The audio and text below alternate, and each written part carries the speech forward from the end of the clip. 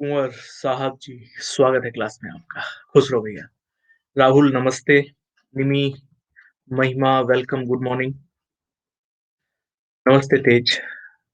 अजय, आलोक, SG welcome, good morning. नहीं, आज plus वाली क्लास नहीं, प्लस वाली क्लास अब मंडे को होगी। Good morning SG. नमस्ते आलोक। प्रांजलि, अंगद, शिवानी, आप सबका भी स्वागत है। नमस्ते प्रांजलि बेटा। स्टार्ट करते हैं क्लास को। खुश रहूंगा, स्वागत है भैया। प्लस वाली क्लास पर लास्ट टॉपिक हम लोगों ने पढ़ा है जो कल कौन सा पढ़े थे, mathematical operations. Good morning Shivani.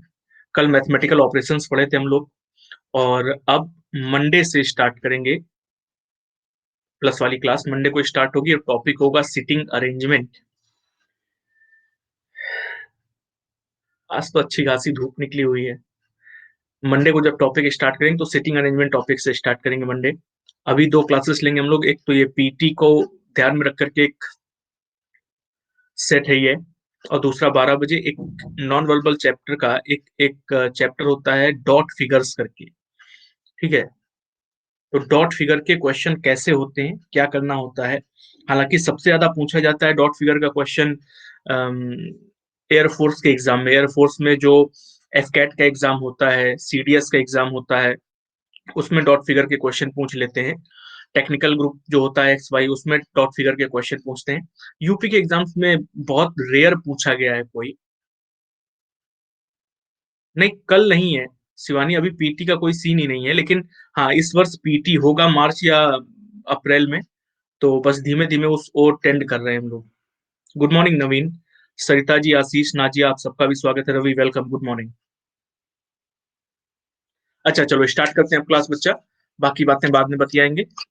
ठीक है, पहला प्रश्न आप लोगों के लिए चल रहा है। यूपी ट्रिपल एससी के लिए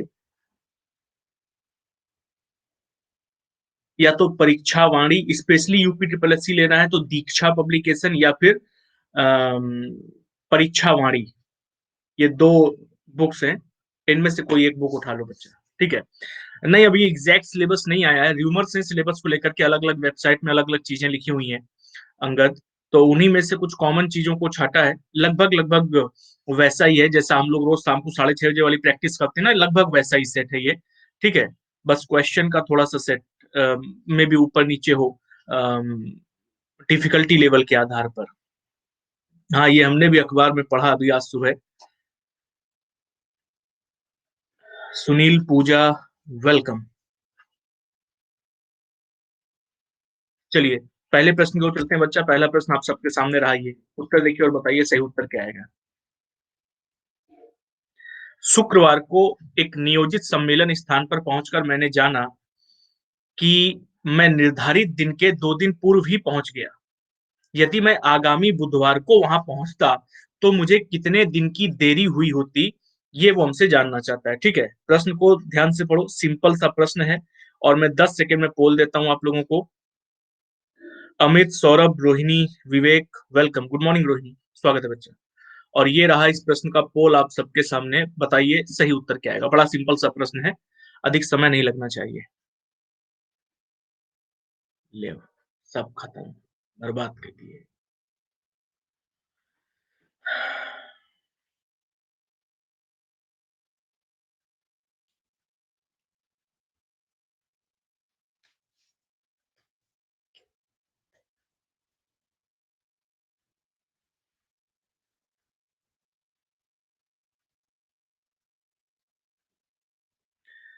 15%, 19%, 23%, अंतिम समय तक बढ़ता गया।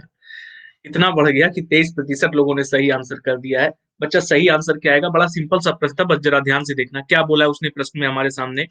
कह रहा है कि शुक्रवार को एक नियोजित सम्मेलन स्थान पर पहुंचकर मैंने जाना कि मैं निर्धारित दिन के 2 दिन पूर्व ही पहुंच गया हूं। ठीक है, मैं पहुंचा कब उस सम्मेलन में, मैं पहुंच गया फ्राइडे के दिन, और जब मैं फ्राइडे के दिन वहां पर पहुंचा तब मुझे पता चला कि भैया जो सम्मेलन है उसके 2 दिन पहले हम पहुंच गए। यानी सम्मेलन कब होगा, 2 दिन बाद होगा कि नहीं होगा बच्चा।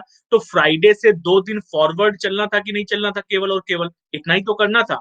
भाषा को जब आप ध्यान से पढ़ेंगे तो कह रहा है शुक्रवार को एक नियोजित सम्मेलन स्थल पर पहुंचकर मैंने जाना कि मैं निर्धारित दिन के 2 दिन पूर्व पहुंच गया हूं। ठीक, यानी अगर मैं 2 दिन पूर्व पहुंच गया हूं तो 2 दिन बाद सम्मेलन होना चाहिए, तो बच्चा फ्राइडे के 2 दिन बाद क्या आएगा, 1 दिन बाद सैटरडे और 2 दिन बाद क्या आना चाहिए, संडे आना चाहिए। ठीक है, अच्छा मतलब कब है वो सम्मेलन, वो सम्मेलन बच्चा संडे के दिन है। और अब उसने हमसे कहा कि यदि मैं आगामी बुधवार को पहुंचता तो कितने दिन की देरी हुई होती। बच्चा संडे को क्या है, सम्मेलन है हमारा, और अगर संडे को सम्मेलन है, मैं पहुंचता जाकर के बुधवार को, तो संडे से बुधवार कितने दिन आगे हो गए बच्चा, मंडे 1 दिन, ट्यूसडे 2 दिन और वेडनेसडे 3 दिन, ये 3 दिन हुए कि नहीं हुए। यानी अगर मैं संडे की जगह बुधवार को वहां पर पहुंचता तो मुझे कितने दिन की देरी हुई होती। सीधा सीधा आ गया ना हिसाब, संडे से बुधवार तक 3 दिन होते हैं बच्चा, तो मुझे 3 दिन की देरी हुई होती। प्रश्न का सही उत्तर क्या हो जाएगा, ऑप्शन नंबर सी वाला है। सिंपल, कुछ भी नहीं था प्रश्न में, बड़ा सिंपल सा प्रश्न था, बस भाषा को ध्यान से पकड़ना था बच्चा। ठीक है, मैं आगामी बुधवार को वहां पहुंचूंगा तो मुझे 3 दिन की देरी हुई होती। अगला प्रश्न, इसका उत्तर बताइए क्या आएगा। ऐसा क्वेश्चन एनटीपीसी में आया था। अच्छा, इसका उत्तर बताइए क्या आएगा जल्दी से। XWC, फिर डॉट है, मतलब जहां पर फिल इन दी ब्लैंक्स है, TS20 fill in the blanks, P12L15 KPGS7 करके लिखा हुआ है। जानना चाहता है कि भैया फिल इन दी ब्लैंक्स में क्या भरा जाएगा। ध्यान से देखो, मैं पर्याप्त समय देने के बाद आप लोगों को पोल देता हूं।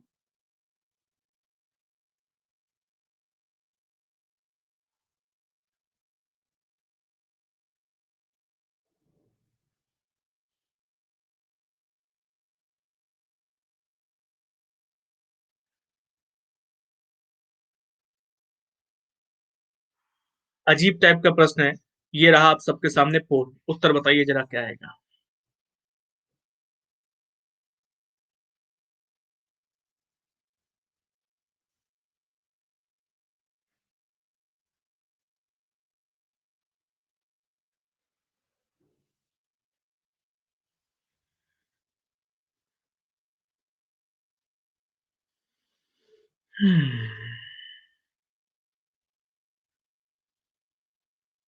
बढ़िया, 43% लोगों ने इसको सही कर दिया। जिन 43% लोगों का सही हुआ है, लॉजिक समझ में आया क्या चल रहा है, लॉजिक आखिरकार।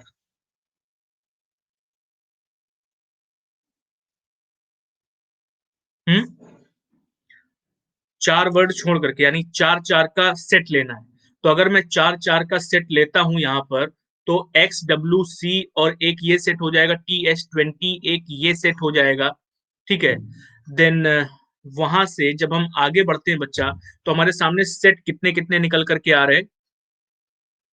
P12 fill in the blanks L एक सेट हो गया, 15 KP fill in the blanks एक ये सेट हो गया हमारे सामने, और डैश GS7 एक ये सेट हो गया हमारे सामने।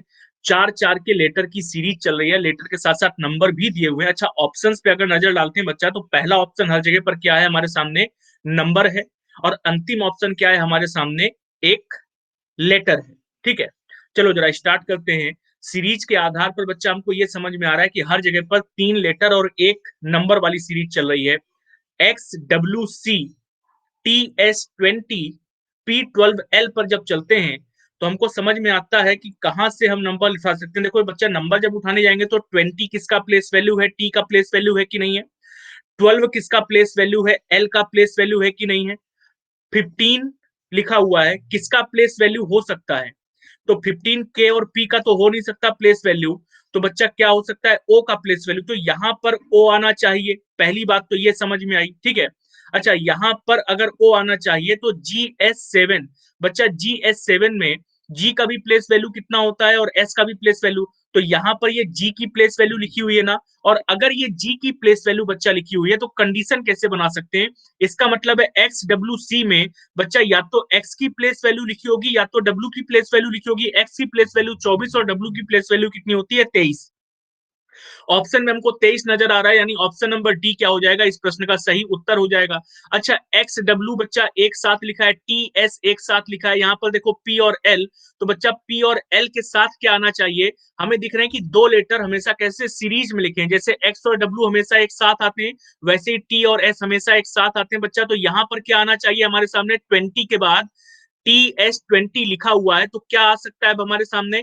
यहाँ पर H ऑप्शन में दिया हुआ है, ठीक। दूसरा ऑप्शन P12 करके दिया हुआ है बच्चा, तो P12 के बाद क्या आना चाहिए? K और O। तो बच्चा K आ जाएगा, यहाँ पर K भी दिया हुआ है, O ऑलरेडी हमारे सामने, यहाँ पर क्या आ जाएगा? H और G एक साथ आ जाएगा, तो H हो गया यहाँ पर, और यहाँ पर क्या बच रहा है हमारे सामने? केवल और केवल H। तो प्रश्न का सही उत्तर क्या हो जाएगा? ऑप्शन नंबर डी वाला 23HKOH, ऑप्शन नंबर डी।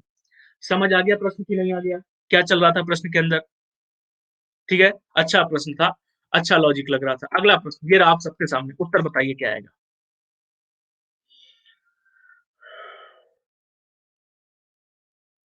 पंक्ति में कितनी लड़कियां हैं, ये वो आपसे जानना चाहता है।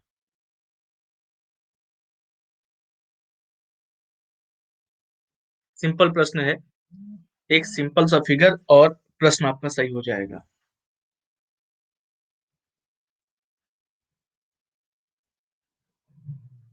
10 सेकंड बाद मैं इसका पोल देता हूं आप लोगों को।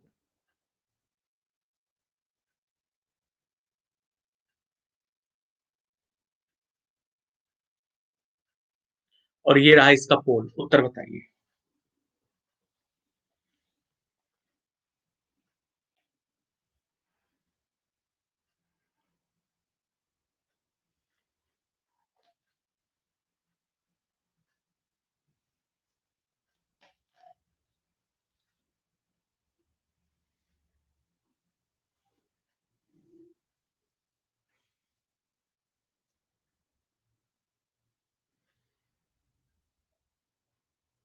इतना कम आंसर? चलो भैया देखो जरा क्या कह रहा है प्रश्न। प्रश्न सिंपल है, कठिन नहीं है।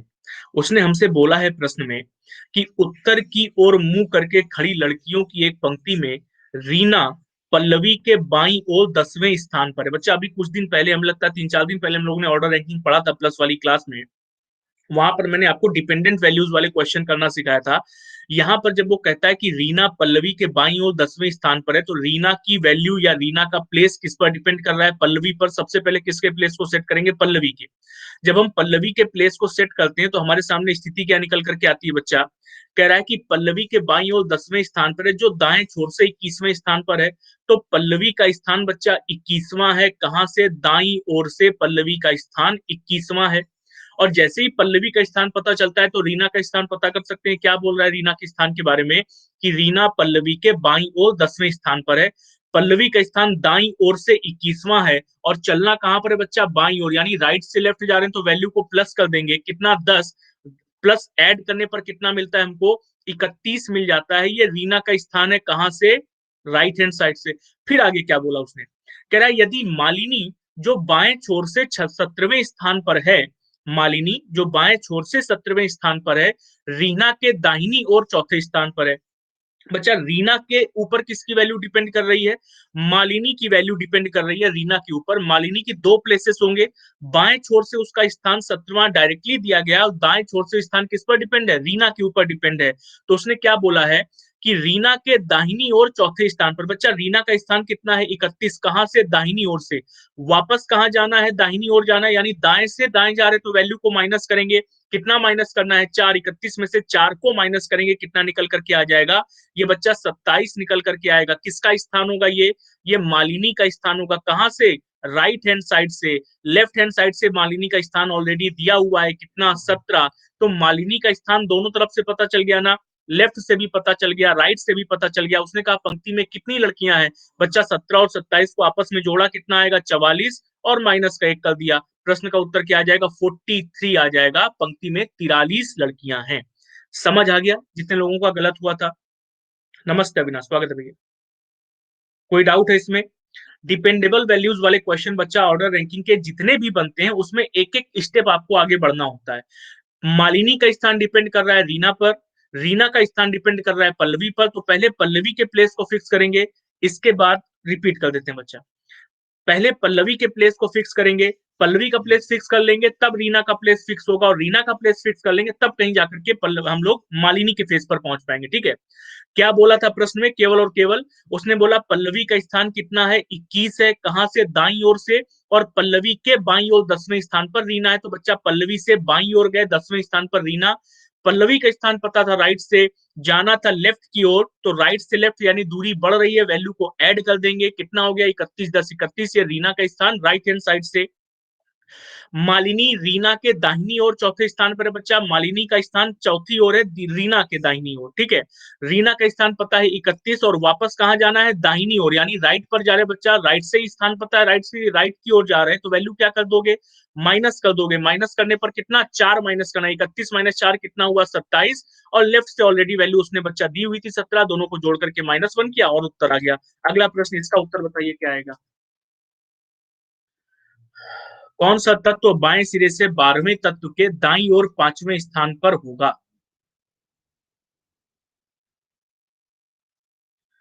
5 ऑप्शन हैं।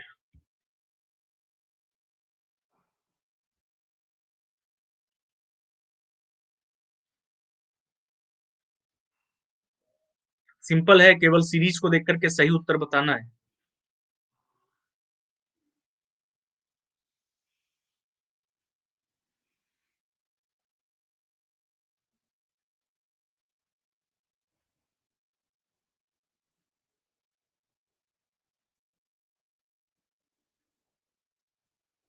और ये रहा इस प्रश्न का पोल आप सबके सामने, बताइए उत्तर।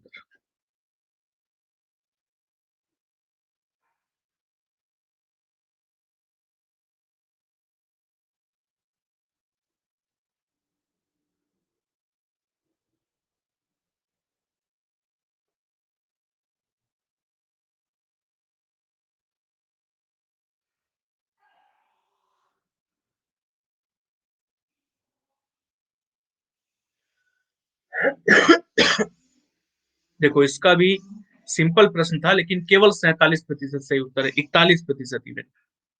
क्या कह रहा है बच्चा प्रश्न में, उसने हमसे बोला है कि यदि अंतिम 15 तत्वों का क्रम उलट दिया जाए, ठीक है, ये कंडीशन हो गई कि अंतिम 15 तत्वों का क्रम उलटना है, तो कौन सा तत्व बाएं सिरे से 12वें तत्व के दाईं ओर 5वें स्थान पर होगा।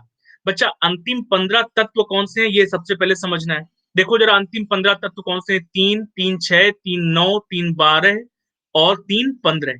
बच्चा, ये अंतिम 15 तत्व है कि नहीं है। कहां से लेकर के, बी से लेकर के पी तक की जो वैल्यूज हैं, पी तक जो लिखा हुआ है, 3 3 6 3 9 3 12 और 3 15, ये अंतिम 15 तत्व हो गए। फिर क्या बोला उसने बच्चा, कह रहा कौन सा तत्व बाएं से 12वें के दाईं ओर पांचवा होगा। बच्चा, बाएं से 12वां है और राइट से कितना है, पांचवा है, लेफ्ट और राइट दोनों तरफ से वैल्यू है, दोनों क्या कर देंगे, ऐड कर देंगे, कितना आया 17। कहां से काउंट करेंगे, लेफ्ट से काउंट करेंगे। बच्चा, लेफ्ट से जरा काउंट करना शुरू करो, कहां पर, 17वें स्थान पर पहुंचने के लिए। तो जब हम 17वें स्थान पर पहुंचते हैं तो 3 3 6 कितना हो रहा है, 3 3 6 3 9 3 12 और 2 14, 15 16 और 17। 17वें स्थान पर कौन आ रहा है, सीधा सीधा यू आ रहा है। यही क्या हो जाएगा, हमारे प्रश्न का सही उत्तर हो जाएगा। ये सिंपल सा प्रश्न था, केवल और केवल सीरीज को पढ़ना था, कंडीशन को अप्लाई करना था और उत्तर आ जाता। ठीक है।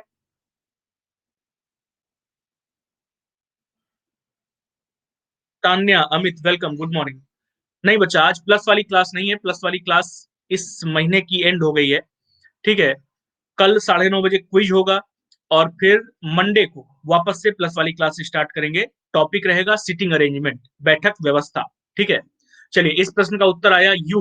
जितने लोगों का, करीब 50% 60% लोगों का गलत होता है। भैया, इस प्रकार के प्रश्नों को गलत मत किया करो यार, ये सीधा सीधा प्रश्न होता है। कंडीशन आपके सामने दी हुई है, सीरीज आपके सामने दी, कम से कम गिनने में तो गलती मत करो, तुम लोग गिनने में भी गलती कर देते हो कभी कभी। अगला प्रश्न, उत्तर बताइए क्या आएगा।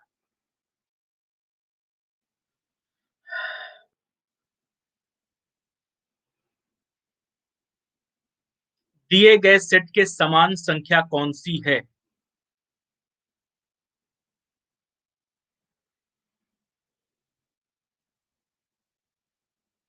ऑप्शन है 4 आपके पास।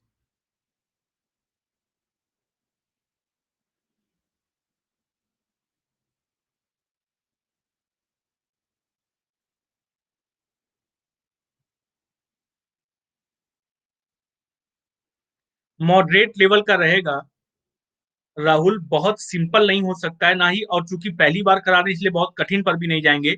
मॉडरेट लेवल का सेट रहेगा। ये रहा पोल आप सबके सामने।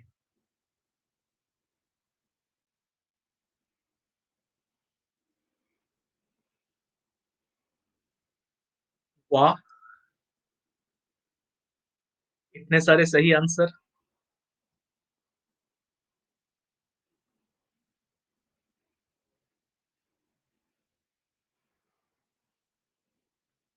बढ़िया, बहुत बढ़िया।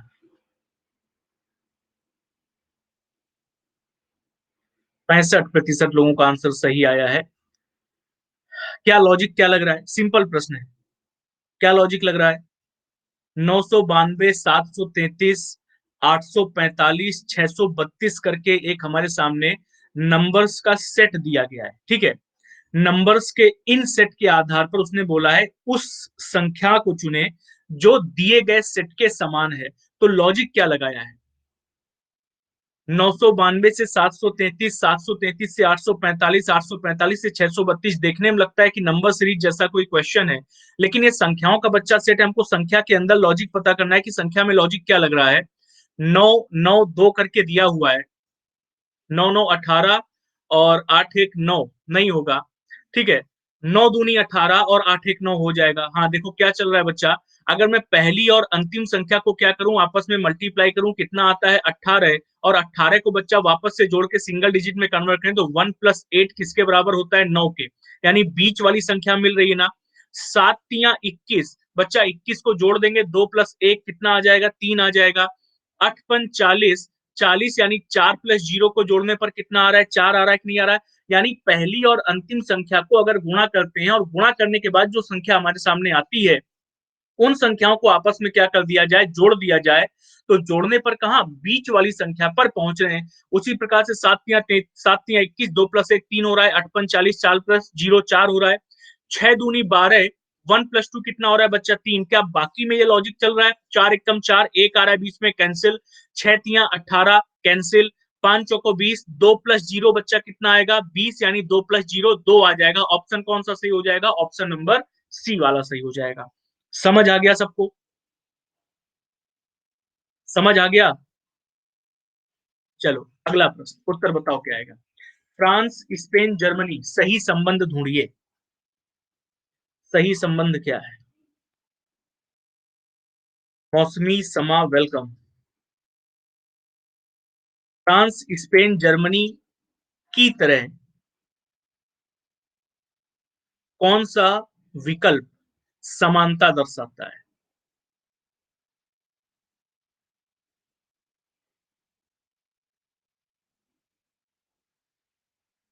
General knowledge, geography, world geography, सब है।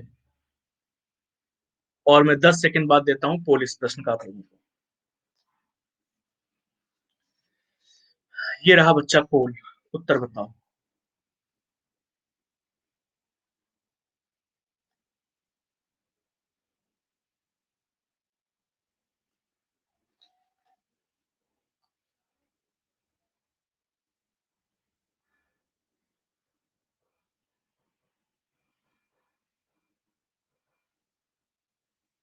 बढ़िया, बहुत बढ़िया।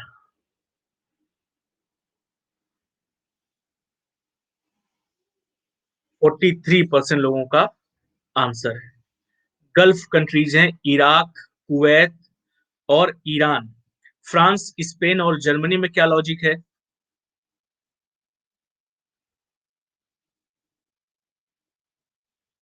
गुड मॉर्निंग मीनाक्षी जी, नेहा वेलकम, नेहल एक्चुअली। क्या लॉजिक है फ्रांस, स्पेन और जर्मनी में? इराक, कुवैत और ईरान ये सारी की सारी गल्फ कंट्रीज हैं। वैसा ही कुछ लॉजिक हमको लगाना था फ्रांस, स्पेन और जर्मनी के आधार पर। बच्चा, फ्रांस, स्पेन और जर्मनी ये क्या है? तीन अलग अलग देशों के नाम हैं। और जो बीच वाला देश लिखा हुआ है स्पेन, ये फ्रांस और जर्मनी के बीच में आता है। मैप के अकॉर्डिंग जब हम चलते हैं तो मैप के अकॉर्डिंग फ्रांस और जर्मनी के बीच में कौन सा देश आता है? स्पेन आता है। उसी प्रकार से इराक और ईरान के बीच में कौन सा देश आता है? कुवैत आता है। इसलिए प्रश्न का उत्तर क्या हो जाएगा? Option number C. उसने हमसे प्रश्न में पूछा था कि कुछ शब्द दिए गए हैं, ये फ्रांस, स्पेन, जर्मनी कुछ शब्द दिए गए हैं जो किसी ना किसी तरह से संबंधित हैं, ठीक है? वही संबंध पता करके हमको सही विकल्प बताना था। संबंध क्या था बच्चा? फ्रांस, स्पेन और जर्मनी में, कि फ्रांस, स्पेन, जर्मनी तीनों अलग-अलग देशों के नाम है, और स्पेन कहाँ पर पड़ता है? फ्रांस और जर्मनी के बीच में। उसी प्रकार से इराक और ईरान के बीच में कौन पड़ता है? कुवैत। तो प्रश्न का उत्तर क्या हो जाएगा? ऑप्शन नंबर सी वाला। अगला प्रश्न, उत्तर बताइए। Good morning Neha ji, welcome. पद्म पुरस्कार की, बिल्कुल, वो अच्छी क्लास है तो अच्छी ही होगी।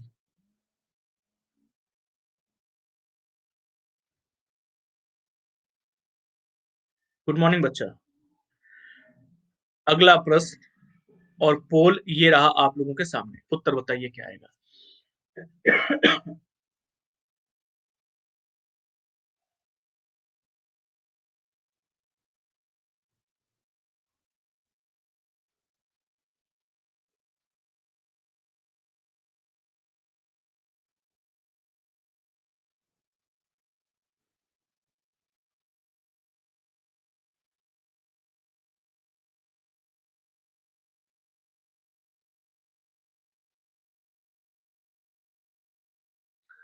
36%। लॉजिक क्या है?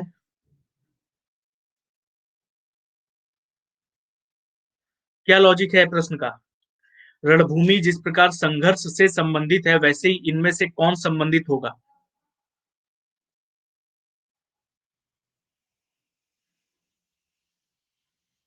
हम्म,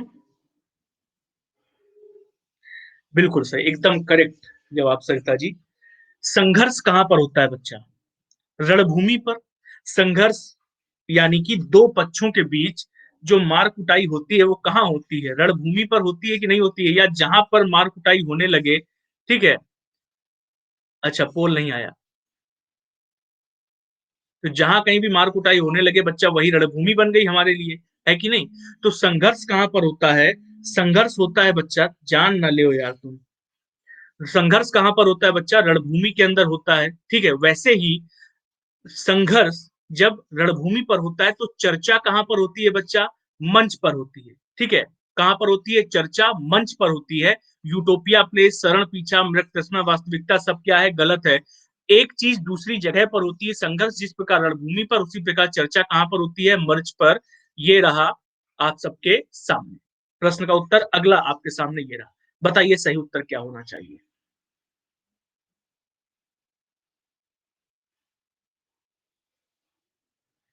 पूर्व धारणा का प्रश्न है, सही उत्तर क्या होगा? चार ऑप्शंस।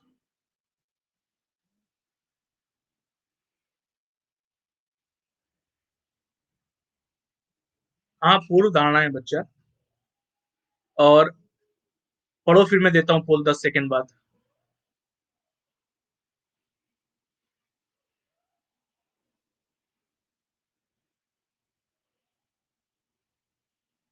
ये रहा पोल आप सबके सामने, उत्तर बताइए।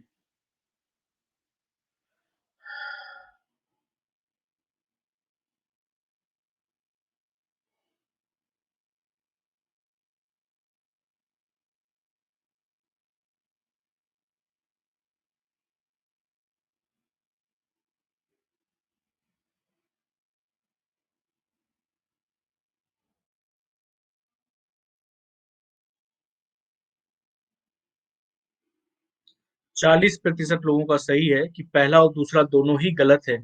बच्चा क्या कह क्या रहा है प्रश्न में हमारे सामने? कहता है कि अपने कार्यालय में समय की पाबंदी लाने के लिए हमें अपने कर्मचारियों को यात्रा भत्ता देना चाहिए, ठीक है? एक कंपनी का इंचार्ज कार्मिक प्रबंधक से कहता है, ठीक? एम्प्लॉयज का जो मैनेजर है, उस मैनेजर से कंपनी का एक इंचार्ज बोलता है कि यदि हमें कार्यालय में समय की पाबंदी को अप्लाई करना है, यानी टाइम को या अनुशासन को अप्लाई करना है हमको, ठीक है? तो बच्चा उस आधार पर हमें कर्मचारियों को यात्रा भत्ता देना चाहिए, ठीक है? अगर हम कर्मचारियों को यात्रा भत्ता देंगे या कुछ इस तरह का सिस्टम रखेंगे कि अगर आप समय से कोई काम निपटा करके, जिस अगर किसी काम से आप ऑफिस के किसी काम से या कार्यालय के किसी काम से आप बाहर गए हैं और काम को निपटा करके आप समय से हमारे कार्यालय में वापस आ जाते हैं, यानी समय का पूरा सदुपयोग करते हैं, तो आपको यात्रा भत्ता मिलेगा प्रोत्साहन के तौर पर, ठीक है? कि हाँ, अगर हम समय से कार्य करते हैं तो हमें क्या मिल रहा है? प्रोत्साहन के तौर पर यात्रा भत्ता मिल रहा है, ठीक है? ऐसा एक कंपनी के इंचार्ज ने अपने कार्मिक प्रबंधक से बोला है। पूर्व धारणा क्या रही होगी? समय पाबंदी लाने में यात्रा भत्ता सहायक नहीं होगा। बच्चा ये कैसा अजम्पशन है हमारे सामने, ये नेगेटिव अजम्पशन हो गया कि नहीं हो गया? उसने अगर अपने कार्मिक प्रबंधक से, मैनेजर से ये बात बोली है, ठीक है, उसने अपने कार्मिक प्रबंधक से अगर ये बात हमसे बोली है, तो बच्चा इस क्लास के आधार पर, इस स्टेटमेंट के आधार पर बच्चा हमने क्या सोच करके किया होगा? हमने यही सोच करके ये बात बोली होगी कि अगर हम अपने कर्मचारियों को यात्रा भत्ता का एक प्रोत्साहन देंगे, तो समय से काम को निपटा करके वापस कार्यालय आने का प्रयास करेंगे। ठीक? तो इसका मतलब है समय की पाबंदी लाने में यात्रा भत्ता सहायक हो सकता है, लेकिन उसने कैसा स्टेटमेंट बोल दिया, अजम्पशन हमको नेगेटिव अजम्पशन बोल दिया, इसलिए पहला वाला बच्चा क्या हो गया, गलत हो गया। दूसरा कह रहा है अनुशासन और पुरस्कार साथ साथ चलने चाहिए। अनुशासन और पुरस्कार का कोई मतलब नहीं बनता है, ठीक है। पुरस्कार तब आपको दिया जाता है जब कोई आप अच्छा काम करते हैं, आपने कंपनी को बहुत अच्छा कोई फायदा पहुंचाया, आप कंपनी में हमेशा बहुत अच्छे इंप्लॉय रहे हैं, तो वार्षिक समारोह में आपको बेस्ट इंप्लॉय का एक अवार्ड दिया जा सकता है। लेकिन केवल अनुशासन आप में रहते हैं, काम कोई नहीं करते, केवल अनुशासन में रहते हैं, इसलिए आपको अवार्ड मिलना चाहिए, ये गलत हो जाएगा। अनुशासन और पुरस्कार साथ साथ नहीं हो सकता, इसलिए बच्चा सेकंड वाला भी क्या है, गलत होगा फिर। और अगर पहला दूसरा दोनों गलत है, तो प्रश्न का सही उत्तर क्या हो जाएगा कि पूर्व धारणा 1 और 2 दोनों ही अंतर्निहित नहीं है। ऑप्शन नंबर सी हमारे प्रश्न का सही उत्तर हो जाएगा। ठीक है, अगला प्रश्न, उत्तर बताइए क्या आएगा। अच्छा, तुम क्लास ढूंढ रहे थे, मिली नहीं, ध्यान से उतर गया होगा, हमने बताया था कि कल सुबह प्लस वाली नहीं, स्पेशल वाली क्लास होगी। स्वागत है सानू, वेलकम।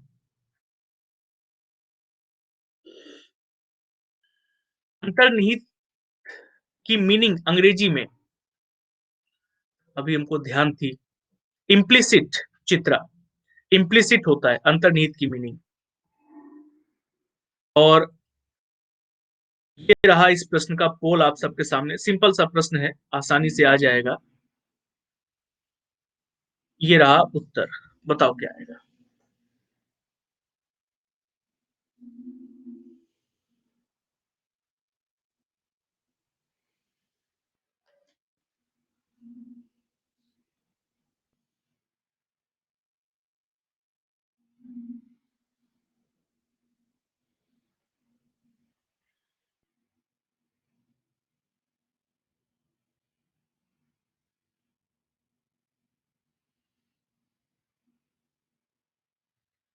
चलो, 83% लोगों का उत्तर सही है। ठीक है, 83% लोगों का उत्तर सही है। भले ही मन में कुछ और चल रहा हो, लेकिन सामाजिक दायरों में रह करके उत्तर देना है। तो कह रहा है स्टेटमेंट में कि जिन लोगों ने स्वयं दहेज लिया है, वही दहेज के विरोध में अधिक बोलते हैं। ठीक है, जिन लोगों ने स्वयं दहेज लिया है, वही दहेज के विरोध में अधिक बोलते हैं। इस दिए गए कथन से निष्कर्ष क्या निकाल सकते हैं? पहला निष्कर्ष बोलता है कि कथनी से करनी कठिन होती है। ठीक है, कथनी से करनी कठिन होती है। जाहिर सी बात है बच्चा कि हम स्वयं दहेज लेकर के बैठे हैं और दूसरों को ज्ञान दे रहे हैं कि नहीं, दहेज बहुत बुरी चीज होती है, दहेज कभी लेना ही नहीं चाहिए। ठीक है, और दहेज अगर नहीं लेना चाहिए बोल ये रहे हैं और खुद दहेज ले रहे हैं जब खूब जबरदस्त तरीके से, इसका मतलब है कि कथनी करनी से कठिन होती है। पहला वाला निष्कर्ष एकदम सॉलिड फिट बैठता है यहाँ पर, तो पहला निष्कर्ष बच्चा क्या हो गया, सही हो गया। दूसरा निष्कर्ष क्या कह रहा है, लोगों के दोहरे आदर्श हैं। ऊपर वाला स्टेटमेंट हमको दिखा रहा है दोहरे आदर्शों का मतलब क्या होता है कि हम कहते कुछ और हैं, करते कुछ और हैं। दिमाग में हमारे कुछ और होता है, दुनिया को दिखाने के लिए वो करते हैं, लेकिन हमारे दिमाग में अंदर कुछ और चल रहा होता है। अगर मौका मिल जाए तो फिर हम वो काम करने से चूके नहीं। ठीक है, एक कहावत बोली जाती है जिसको लेकर के गांवों में, मुंह में राम बगल में छुरा।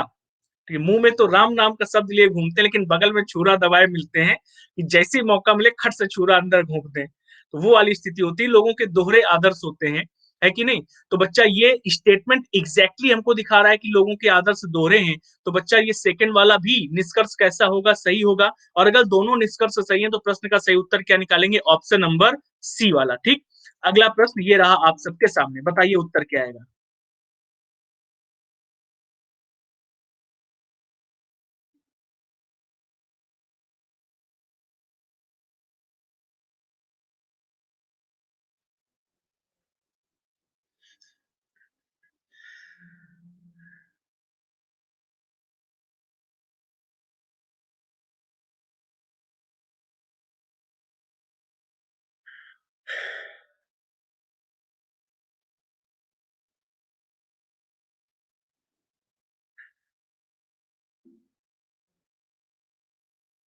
ये रहा इस प्रश्न का पोल आप सबके सामने। उत्तर बताइए क्या आएगा। सिंपल है, एक जगह केवल एंगल लिया गया है। कर लेंगे आप लोग, हम लोग तो तीन तीन चार चार एंगल वाले प्रश्न कर चुके हैं।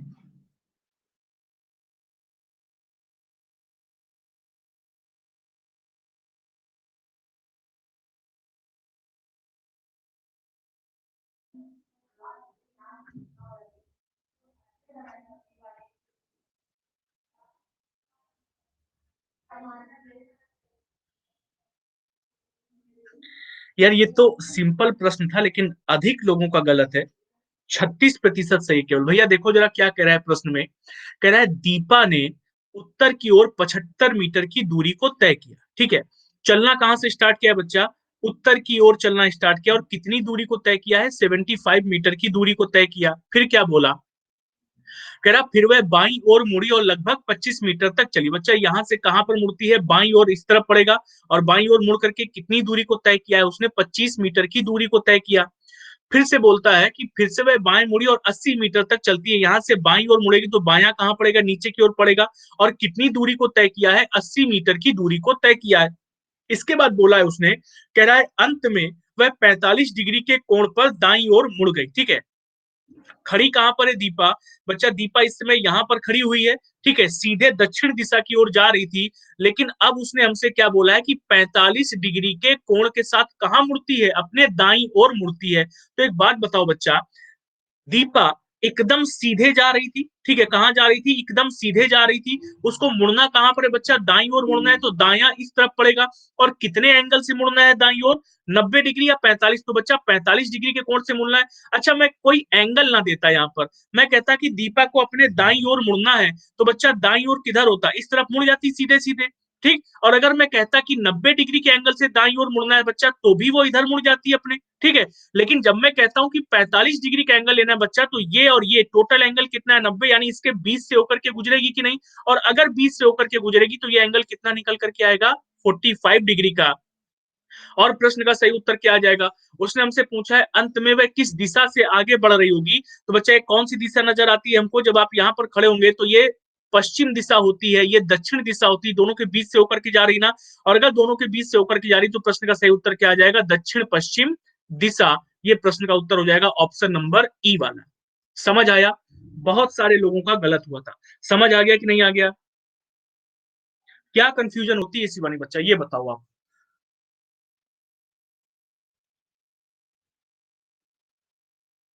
बी की साइड मुड़ा दिया था, मतलब इस तरफ टर्न ले लिया था। यहां पर टर्न ले लिया था आपने।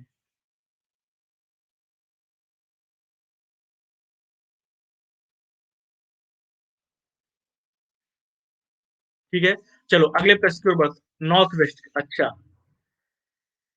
समझ गए। अभी उस पर फिर डिस्कशन करते हैं शिवानी जी। ठीक है, इस प्रश्न का उत्तर बताइए सब लोग क्या आएगा। ऊंचाई पर खाना पकाने के लिए नमक मिलाया जाता है, ऊंचाई पर तापमान कम होता है। क्या दोनों स्टेटमेंट सही है? और अगर सही है तो क्या सही व्याख्या है? ये वो आपसे जानना चाहता है। उत्तर बताइए पढ़ करके, और मैं आपको देता हूं पोल इस प्रश्न का आफ्टर 10 सेकेंड्स, 10 to 15 सेकेंड्स। बताओ जरा सही उत्तर क्या आना चाहिए।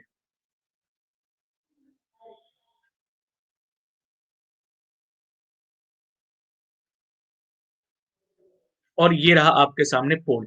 बताइए उत्तर।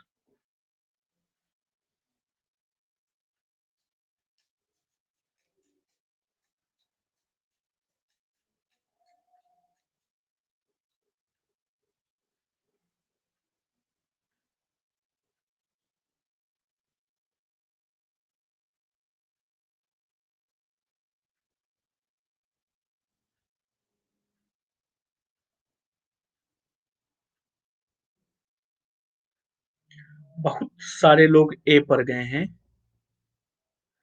और बी पर गए हैं 31% लोग। ठीक है, क्या कह रहा है बच्चा प्रश्न में? पहले कथन में उसने हमसे बोला है ऊंचाई पर खाना पकाने के लिए नमक मिलाया जाता है। ठीक है, ऊंचाई पर खाना पकाने के लिए नमक मिलाया जाता है। इस कथन का मतलब क्या है? कहाँ नमक मिलाते हैं आखिरकार? कहाँ नमक मिलाते हैं खाना पकाने के लिए? क्या मतलब क्या है इस चीज का?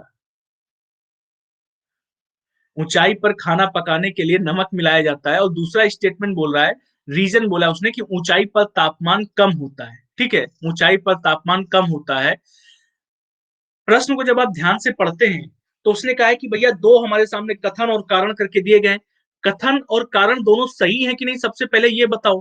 ठीक है, कथन और कारण दोनों सही है कि नहीं। अच्छा, अगर कथन और कारण दोनों सही हैं तो क्या पहले वाले कथन की सही व्याख्या नीचे वाला कारण कर रहा है क्या? जब आप चेक करते हैं प्रश्न को तो ऊंचाई पर खाना पकाने के लिए नमक मिलाया जाता है, ये बिल्कुल सही कथन है।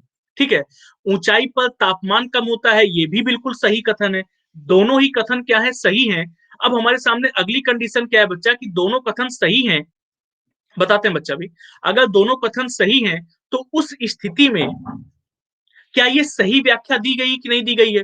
पहला प्रश्न, जब पहला ऑप्शन बोलता है कि यदि ए और आर दोनों सही है और आर ए की सही व्याख्या, यानी ये जो रीजन दिया गया है ऊंचाई पर खाना पकाने के लिए नमक मिलाने का, वो रीजन क्या है, एकदम पर्याप्त करेक्ट रीजन है। नहीं, ये कैसा गलत रीजन है, गलत रीजन है बच्चा। दूसरा, यदि ए और आर दोनों सही है लेकिन आर ए की सही व्याख्या नहीं है, तो दोनों सही तो है लेकिन ये जो रीजन है वो करेक्ट नहीं दिया गया, तो ये वाला ऑप्शन क्या हो जाएगा, ऑप्शन नंबर बी करेक्ट हो जाएगा। अब होता क्या है बच्चा, ऊंचाई पर खाना पकाने के लिए नमक मिलाया जाता है क्योंकि तापमान कम होता है? नहीं, क्योंकि ऊंचाई पर दबाव कम हो जाता है। ठीक है, जब हम ऊंचाई पर पहुंचते हैं, ठीक है, जब हम ऊंचाई पर पहुंचते हैं तो दबाव कम हो जाता है। दबाव कम होने की वजह से पानी का जो उबलने का बिंदु है वो कितना होता है, हीटिंग पॉइंट कितना होता है, किस पॉइंट पर पानी उबलने लगता है? पता है, फिजिक्स का क्वेश्चन है, सिंपल सा। 100 डिग्री सेंटीग्रेड, ठीक, बढ़िया। 100 डिग्री पर पानी उबलने लगता है। ठीक है, सामान्य स्थिति पर 100 डिग्री सेंटीग्रेड पर पानी उबलने लगता है। लेकिन जब हम ऊंचाई वाली जगह पर होते हैं जहां पर दबाव बच्चा कम होता है तो पानी 100 डिग्री सेंटीग्रेड पर नहीं उबलता, बल्कि और कम जगह में और कम हीट में ही उबलने लगता है। यानी पानी का जो ऊष्मा बिंदु होता है वो क्या हो जाता है, कम हो जाता है। और जब पानी का ऊष्मा बिंदु कम हो जाता है तो पानी जल्दी गर्म हो जाता है। ठीक, पानी तो जल्दी गर्म हो जाता है लेकिन बच्चा पानी में किसी चीज को पकने के लिए जो समय चाहिए वो समय उतनी देर तक नहीं होता। ठीक है, क्योंकि पानी जल्दी पक जाएगा बच्चा, तो पानी जल्दी पक करके भाप बन के उड़ जाएगा, उतनी देर में सब्जी या दाल आप कैसे पका सकते हैं? ठीक है, तो पानी के ऊष्मा बिंदु को बनाए रखने के लिए क्या करते हैं, उसमें नमक डाल दिया जाता है ताकि वो पानी के ऊष्मा बिंदु को पर्याप्त मात्रा में मेंटेन करके रखे। और जब वो मेंटेन करके रखता है तो खाना भी प्रॉपर तरीके से पक जाता है। तो ऐसा होता किसकी वजह से बच्चा, ऐसा होता है दबाव की वजह से, ना कि तापमान की वजह से। तो ये रीजन गलत है, व्याख्या सही नहीं है, लेकिन दोनों चीजें क्या है, दोनों स्टेटमेंट आपस में बच्चा क्या है, सही है। तो प्रश्न का सही उत्तर क्या हो जाएगा, ऑप्शन नंबर ए वाला हो जाएगा। समझ आ गया? चलिए अगले प्रश्न की ओर बढ़ते हैं बच्चा। ये रहा अगला प्रश्न आप सबके सामने। उत्तर बताओ जरा क्या आएगा। नो रिस्क नो गेन, इससे आप क्या समझते हैं? डी वाला क्या था? अरे बच्चा, डी वाला ऑप्शन हमारे सामने कि ए गलत है लेकिन आर सही है। लेकिन ए वाला गलत कहाँ है बच्चा? ए वाला सही है। ऊंचाई पर खाना पकाने में नमक का इस्तेमाल ज्यादा किया जाता है खाना पकाने के दौरान।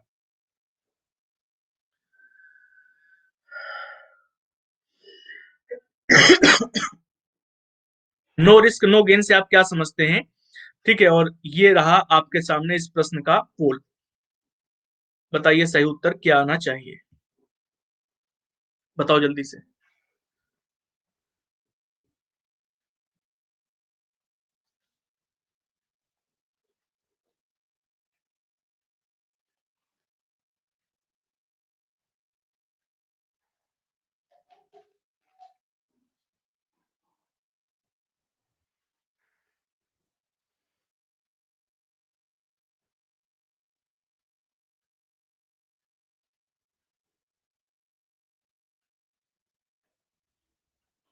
58% लोग गए हैं, 56% लोग डी पर।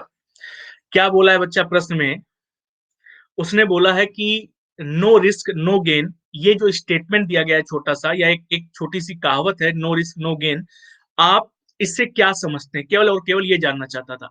कहता है कि नो रिस्क नो गेन से आप महसूस करते हैं कि जोखिम का मतलब कोई लाभ नहीं है। ठीक है, जोखिम का मतलब कोई लाभ नहीं है।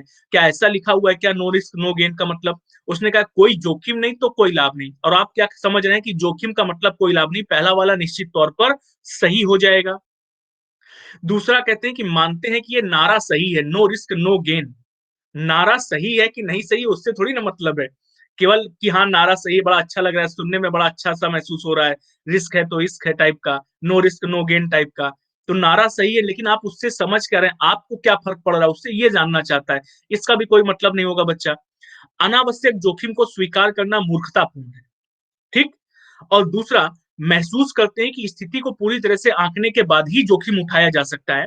अनावश्यक जोखिम नहीं लेना चाहिए, ये भी सही बात है। दूसरा, महसूस करते हैं कि स्थिति को पूरी तरह से आँकने के बाद ही जोखिम उठाया जाना चाहिए, ये भी सही बात लिखी है। लेकिन दोनों में से सही स्थिति कौन-सी है? दोनों में से सही उत्तर कौन-सा हो सकता है? नो रिस्क नो गेन का मतलब है बच्चा कि अगर हम रिस्क नहीं लेंगे, तो हमें लाभ नहीं मिलेगा। अच्छे लाभ के लिए आपको रिस्क लेना पड़ता है, ठीक है? लेकिन इसका मतलब ये नहीं कि रिस्क लेने का मतलब है कि एक अंधा कुआँ है, हम जाकर के उसमें कूद जाएँ। आप पहले पूरी चीज़ों का एनालिसिस करते हैं, कुआँ कितना गहरा है, अंदर रोशनी मिल सकती है कि नहीं मिल सकती है, रह पाएँगे कि नहीं रह पाएँगे। इन सारी चीज़ों का पहले आकलन किया जाता है और इन केस अगर कुछ हो जाता है, तो हम उस घाटे से या उस रिस्क लेने के बाद की जो स्थिति होगी, उससे उभर सकते हैं कि नहीं उभर सकते हैं। इन सारी चीज़ों का आकलन करने के बाद जोखिम उठाया जाता है। जोखिम उठाना ज़रूरी है। अगर आपको अच्छा करना है, तो जोखिम कई बार उठाना पड़ता है आपको अपनी ज़िंदगी में। तो बच्चा जो नो रिस्क नो गेन का सही मतलब क्या होगा कि स्थिति को पूरी तरह से आंकने के बाद जोखिम उठाया जा सकता है। ये ऑप्शन नंबर डी वाला ज्यादा सूट करता है सिचुएशन के आधार पर, ना कि अनावश्यक जोखिम को स्वीकार करना महत्वपूर्ण है ये। तो प्रश्न का सही उत्तर क्या हो जाएगा? केवल और केवल ऑप्शन नंबर डी वाला। अगला प्रश्न आप सबके सामने बेहद सिंपल प्रश्न है, उत्तर बताइए क्या आएगा?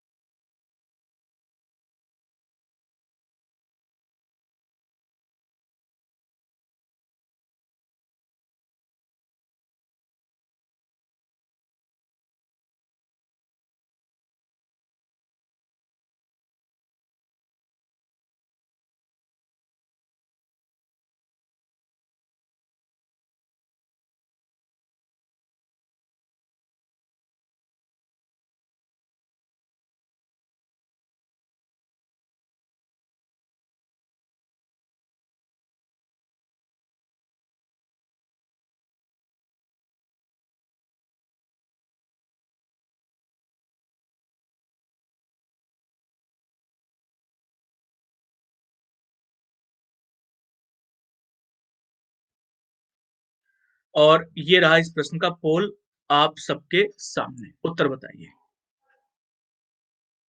बहुत सिंपल सा प्रश्न था।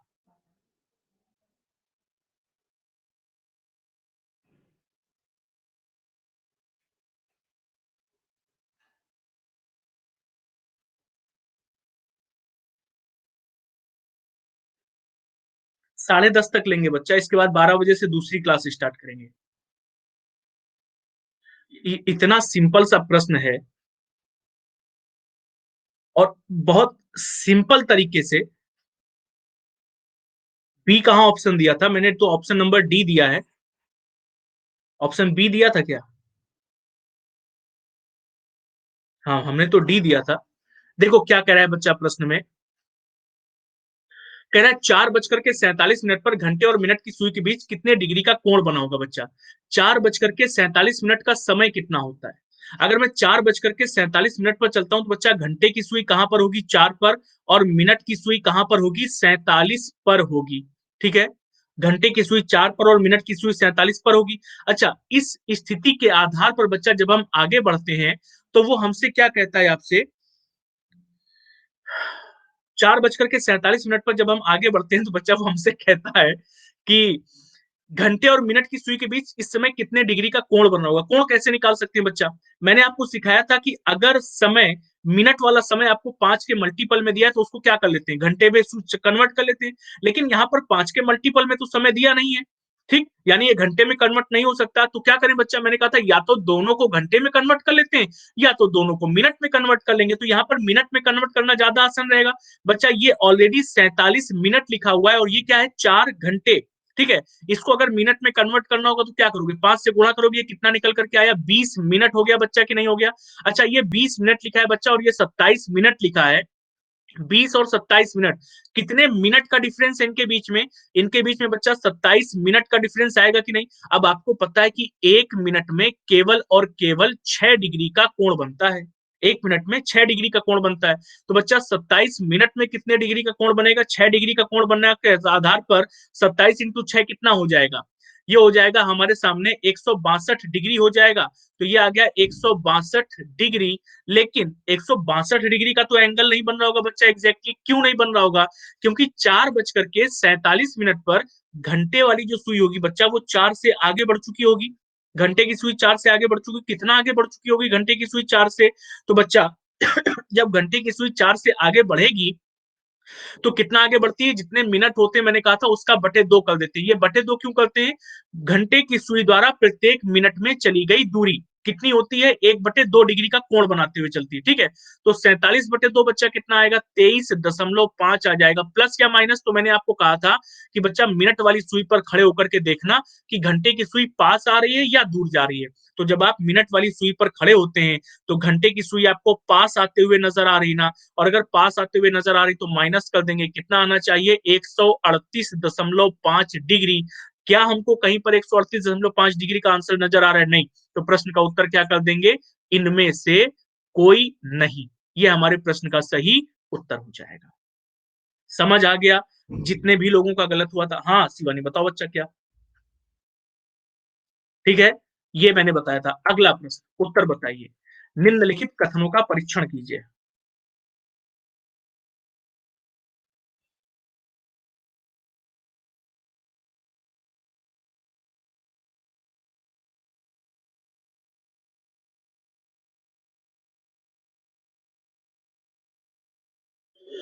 हम्म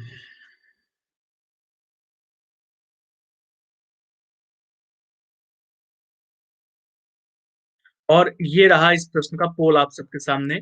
खाली देखने में बड़ा लग रहा है लेकिन बड़ा सिंपल सा प्रश्न है। और ये रहा पोल, उत्तर बताओ क्या आएगा?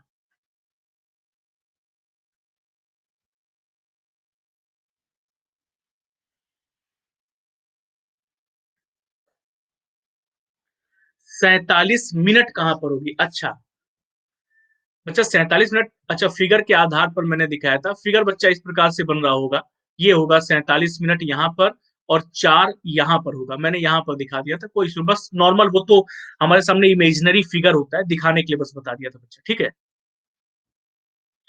80%, 83% लोगों ने सही उत्तर किया, एकदम करेक्ट। बच्चा क्या कह रहा है? रमा ने रानी से अधिक अंक प्राप्त किए हैं। रमा ने किससे ज्यादा अंक प्राप्त किए हैं? रानी से अधिक अंक प्राप्त किए हैं। फिर क्या बोला? रानी ने रत्ना से कम अंक प्राप्त किए। रानी ने रत्ना से कम। रत्ना ने रमा से अधिक अंक प्राप्त किए। तो अगर रानी ने रत्ना से कम अंक प्राप्त किए हैं और रत्ना ने रमा से अधिक अंक प्राप्त किए बच्चा, तो इन दोनों के ही आगे हम रत्ना को लगा सकते हैं यहाँ पर। ठीक है, इन दोनों के ही आगे रत्ना को लगा सकते हैं। फिर बोला है पद्मा ने रमा से अधिक किंतु रत्ना से कम। रमा से अधिक लेकिन रत्ना से कम अंक प्राप्त किए, यानी बीच में कौन हो जाएगी बच्चा? बीच में इनके पद्मा आ जाएगी। और फिर उसने हमसे पूछा है सबसे अधिक अंक किसने प्राप्त किए? तो बच्चा सबसे अधिक अंक किसने प्राप्त होते हुए नजर आ रहा है? रत्ना ने। तो प्रश्न का उत्तर क्या हो जाएगा? ऑप्शन नंबर डी, रत्ना हमारे सामने प्रश्न का उत्तर आ जाएगा। सिंपल प्रश्न था। अंतिम प्रश्न रीजनिंग का, इसके बाद कंप्यूटर वाले करते हैं। किसी सांकेतिक भाषा में मिनरल को ये साउंड को ये लिखा जाता है तो रीडर को किस प्रकार लिखा जाएगा? उत्तर बताइए क्या आएगा? किस प्रकार से रीडर को लिखेंगे?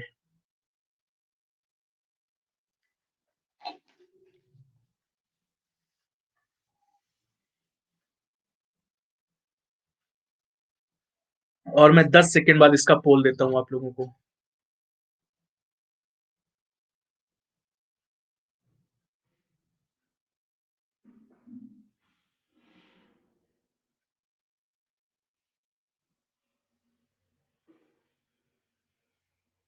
ये रहा पोल, सिंपल है प्रश्न एकदम। उत्तर बताइए।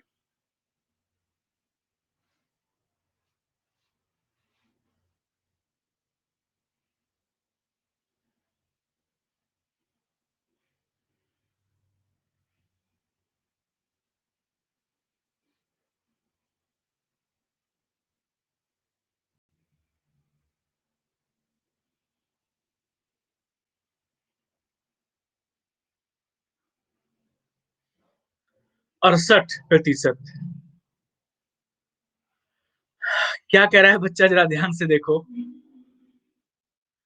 उसने हमसे प्रश्न में बोला है, मिनरल का कोड क्या लिखा हुआ है, QRSTUVW करके लिखा हुआ है। साउंड का कोड कह रहा है ABCSD करके लिखा हुआ है। कह रहा उसी भाषा में रीडर का कोड क्या होगा जानना चाहता है। तो देखो, एक बात मैंने हमेशा आप लोगों को सिखाई है कोडिंग डिकोडिंग के क्वेश्चंस में, कि अगर अगर एक से ज्यादा वर्ड का कोड आपको प्रश्न में दिया गया है और फिर तीसरे वर्ड का कोड आपसे पूछ रहा है, तो बच्चा बहुत अधिक संभावना होती है कि वो कैसा कोड होगा या वो कैसा क्वेश्चन होगा जिसके कोड आपस में कहीं ना कहीं पर कोई ना कोई एक लेटर के आधार पर कॉमन होना चाहिए। ठीक है, जैसे मिनरल को और साउंड को देखते हो बच्चा, तो कॉमन लेटर आपको कौन सा नजर आ रहा है?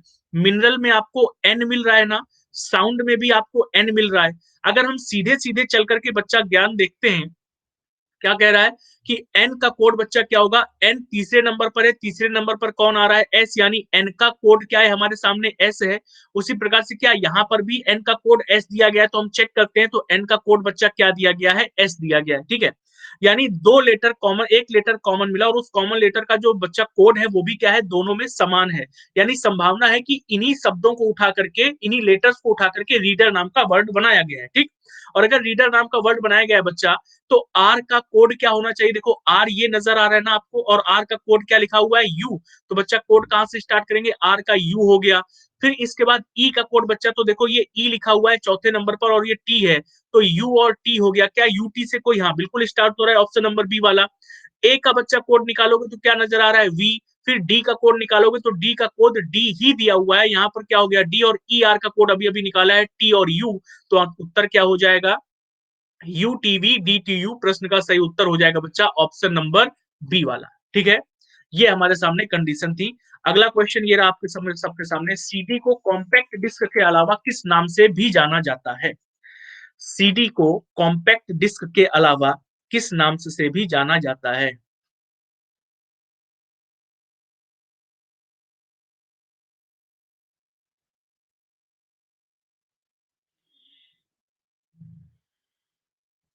और ये रहा आप सबके सामने इस प्रश्न का पोल, उत्तर बताओ क्या आएगा। काहे लड़े ले रहे हो तुम लोग एकदम?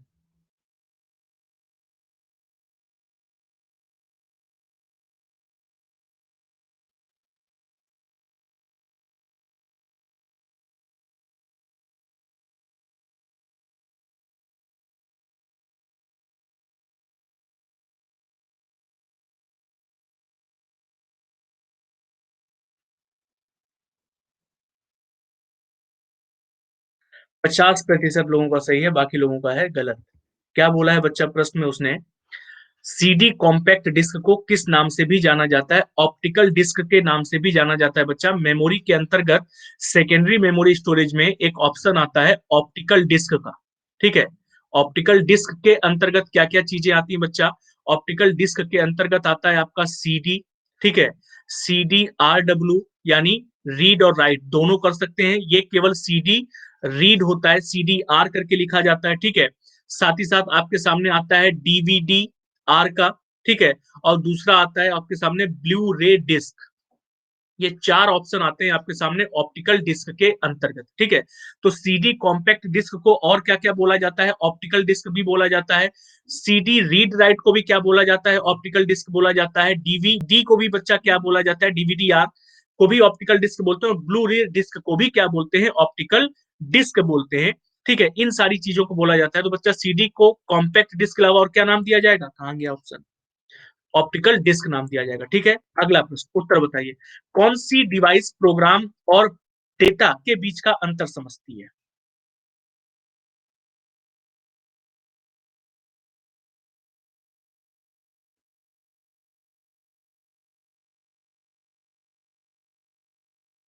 और ये रहा आपके सामने पोल, उत्तर बताइए कौन सी डिवाइस प्रोग्राम और डेटा के बीच का अंतर समझती है?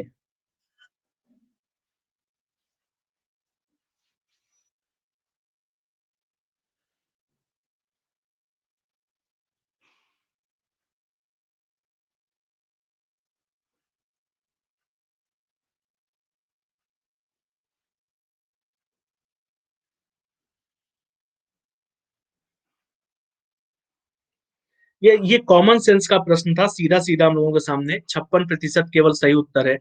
बच्चा जब वो हमसे कह रहा है कि कौन सी डिवाइस प्रोग्राम और डेटा के बीच का अंतर समझ सकती है, इनपुट और आउटपुट डिवाइस तो नहीं समझती है। प्रोग्राम होता कहाँ है बच्चा? प्रोग्राम कहाँ पर होता है? प्रोग्राम हमारे सिस्टम की मेमोरी में होता है।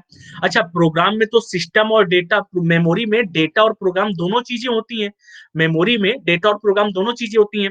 लेकिन हम जब कोई काम परफॉर्म कर रहे होते हैं, तो हमारे सिस्टम को कैसे पता लगता है कि हमको यही काम परफॉर्म करना है और इस काम के लिए हमको यही वाला डेटा चाहिए होगा? ये बच्चा किसके माध्यम से पता चलता है? प्रोसेसर के माध्यम से पता चलता है, जो हमारे सिस्टम में प्रोसेसर लगा होता है। उसी को क्या बोल दिया है? माइक्रो प्रोसेसर यहाँ पर बोल दिया है।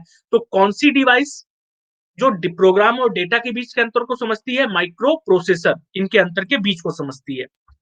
अगला प्रश्न, मदरबोर्ड के कंपोनेंट के बीच इंफॉर्मेशन किसके माध्यम से ट्रेवल करता है? मदरबोर्ड जो होता है हमारे सिस्टम में, उसके कंपोनेंट्स के जो अलग अलग कंपोनेंट्स लगे होते हैं बच्चा, रजिस्टर, बस, रैम, रोम, ये जो अलग अलग कंपोनेंट्स लगे होते हैं, उनमें इंफॉर्मेशन किसके माध्यम से ट्रेवल करता है, ये वो आपसे जानना चाहता है। और ये रहा आप सबके सामने पोल। उत्तर बताइए।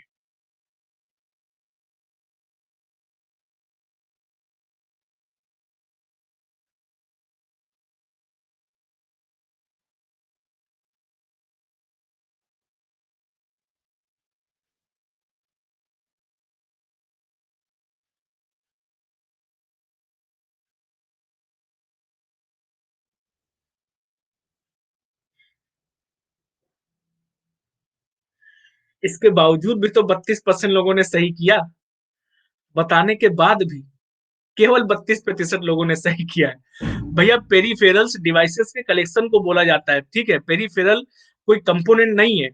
फ्लैश मेमोरी नहीं, सीएमओस नहीं, बसेस के माध्यम से ट्रेवल करता है, ठीक है? किसके माध्यम से? बसेस के। हमारे सामने जो मदरबोर्ड होता है बच्चा, इस मदरबोर्ड में तमाम छोटे छोटे से कंपोनेंट्स लगे होते हैं। कहीं पर रजिस्टर, कहीं पर कैश, ठीक है, कैश मतलब मेमोरी, कहीं पर रोम, कहीं पर रैम। लेकिन मदरबोर्ड के एक एरिया से दूसरे एरिया तक, यानी सीपीयू तक, जो प्रोसेसिंग यूनिट है हमारा, या जो कंट्रोल यूनिट है, वहां तक कैसे ट्रांसफर होता है बच्चा? वहां तक ट्रांसफर होता है बसेस के माध्यम से, ठीक है? वहां तक कैसे? बसेस के माध्यम से ट्रांसफर होता है। तो प्रश्न का सही उत्तर क्या हो जाएगा? ऑप्शन नंबर डी वाला। अगला प्रश्न, एक्सेसरीज जिस स्थान पर सिस्टम यूनिट से जुड़ते हैं, उसे क्या कहते हैं? ठीक है, एक्सेसरीज जिस स्थान पर जुड़ते हैं उसे क्या बोलते हैं? ये रहा आपके सामने पोल। राहुल बच्चा पोल दे तो रहे हैं, तो क्या आवश्यकता महसूस हो रही है क्या कि नहीं हमको कमेंट भी करना चाहिए आंसर का? वैसे कमेंट करो यार, हैं? पोल अगर ना आ रहा हो, और यदि पोल आ रहा है तो प्रयास ये करो कि पोल पर कमेंट करो, ठीक है बच्चा?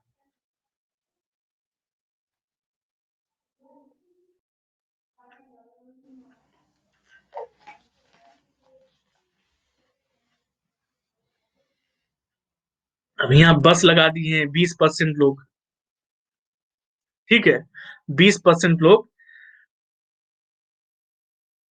बस बच्चा एक अंतिम क्वेश्चन करके उसको खत्म करते हैं।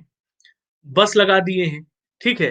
अरे बस नहीं होगा, अभी अभी समझाए थे कि बस डिवाइस के अंदर, यानी कंट्रोल यूनिट के अंदर तक डेटा को ट्रांसफर करने का काम करती है।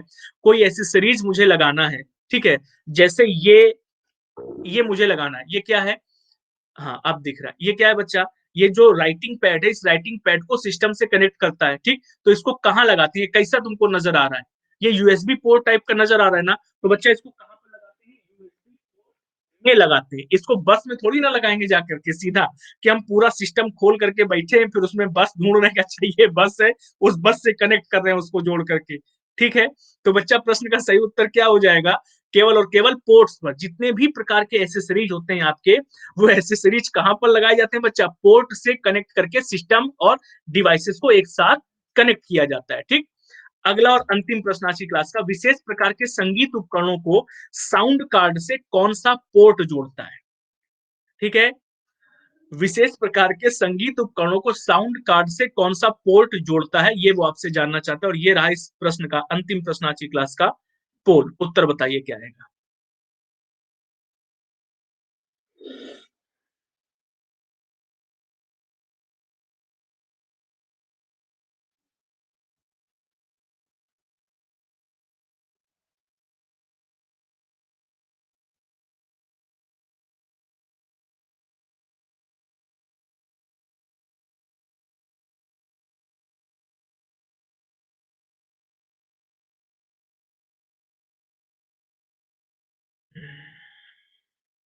सी पर गए हैं बहुत सारे लोग।